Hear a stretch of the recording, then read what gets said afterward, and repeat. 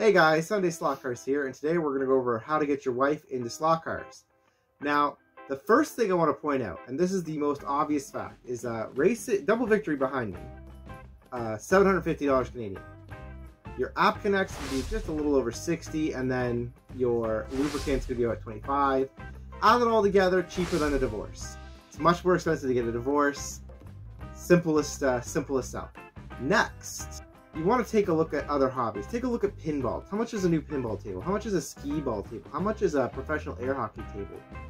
Take a look at what you're getting for the price. This is some huge track, right? This is 124 scale track. This is what's coming in. The analog sets, the digital sets that are the 132 and 124 scales. The 143 is smaller than that, but you're getting a lot. This is the club grade track. Give this a knock, Amanda.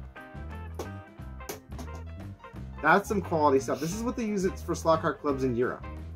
So you're getting something professional, like a professional indoor hobby, for like a fourth of the price of something professional. And again, even something like Double Victory behind me, he's more expensive, but you're still like, that's still like half the cost. And it's gonna take up, you know, a decent amount of space. It doesn't take up a ton of space.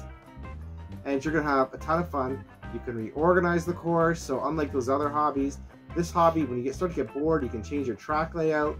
You know, you buy a simple little track expansion, maybe like a 4-pack of straights, make your course a little bigger. Here's another good point. The maintenance on these things, really low. So the investment of getting this set might be expensive, but taking care of the cars is super, super cheap. Like, I've only had one motor burn out of all these slot cars I ever had. And guess what? It's not even expensive to get a new motor. You don't even have to solder to get a new motor. All you have to do is unplug the motor, plug a new one back in.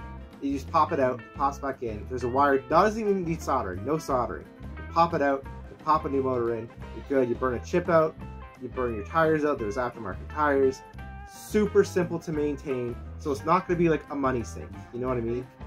Another thing to bring up to your wife, and I think I tell Amanda this, and some of my viewers know about this, but we're in such a mentality of spending like, you know, $500 on something. When you spend, and then you get rid of it in like 4 years. When you get this slot car set, it's gonna click. It's gonna just click in your mind like, oh, like this is mine like forever.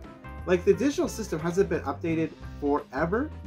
But there's new stuff that comes out for it. For example, the hairpin turn is a newer-ish turn. It came out just a couple years ago. Same with the tire wall. Like, there's new accessories coming out to keep things fresh. The cars all drive differently.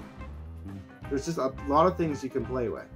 So, you know, don't think of this like a gaming system where you, oh, I'm screwed, I'm replacing it for another $500. No, when you buy a slot car set, that's your slot car set, and it's going to be good 4 years. It's pretty future proof. And you know what? If a new control unit comes out, all you have to do is just buy the new control unit if you want it. But I know for a fact that these cars here, the Carrera digital ones, are actually backwards compatible.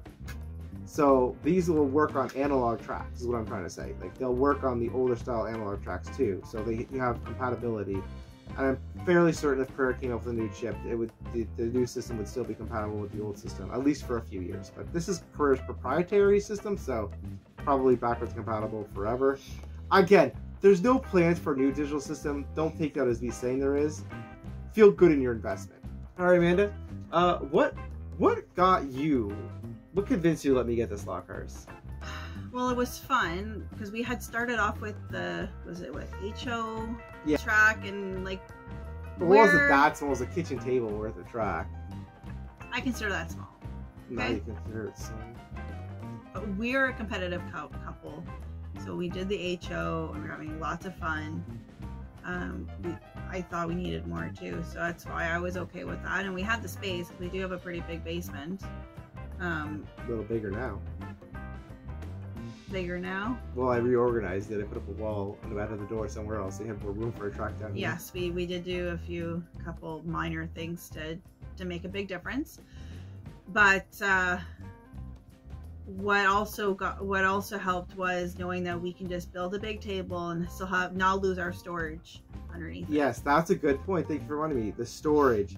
See, when you build a slot car track, like a slot car table for your stuff, you could put a bunch of bins and other items underneath your slot car track, like you're on the table, so you just kind of slide some bins out there. You added extra space, storage space in your basement. So that's a good lifesaver for your wife, because my wife's always asking to put stuff in storage. Like, she always wants to buy new things, so stuff has to go somewhere. They're very convenient. Buy a little table skirt, you can hide it.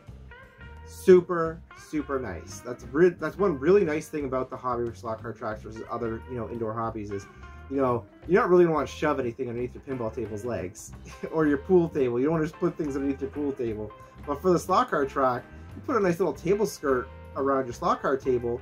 No one's really going to go looking under there ever. You know what I mean? You might have some kids that try to crawl under there, but generally people are not going to be going underneath. So increased storage, good selling point to your wife. And lastly, this is kind of a dirty one, but look at a more expensive hobby. So I talked about the other indoor hobbies being more expensive. Maybe look at something like stupidly expensive, like a motorcycle, or not insulting. Sorry, I don't mean to insult anybody with doing motorcycles. I don't think motorcycles are stupid. I'm just thinking a lot of wives would think you're stupid if you wanted to buy a motorcycle. And some wives would be cool about it. Some wives would want their own. Some wives would want to ride with you. You know what I mean? This isn't about motorcycles here. Let's just say an unnecessary powerboat. You convinced your wife to get yourself a cabin cruiser, and then you're looking at that powerboat like, well, think about it like that, Put out an unnecessary powerboat hobby. Maybe even offer to get a powerboat. Get a powerboat or a Sea-Doo or something really expensive. The slot cars are going to seem pretty tame in comparison to any of those things I just mentioned. What about you?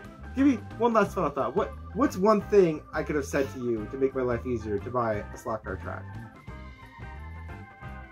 It's a fun social activity. Okay, I think you should try to offer to buy her something she wants. There's probably something stupid your wife wants, like new kitchen cabinets or new vacuum. Even though the old vacuum works perfectly fine, you just need to clean the filter. Just offer to buy her something. Give and take. You know what I mean? And lastly, this is my best advice ever, is you could not even tell her about it. And you go on Sunday-slot-cars.square.site and you buy yourself a slot car track from us at a really great price. I'll talk to you guys next time. Comment, like, subscribe, and buy more slot cars. Bye. Bye-bye.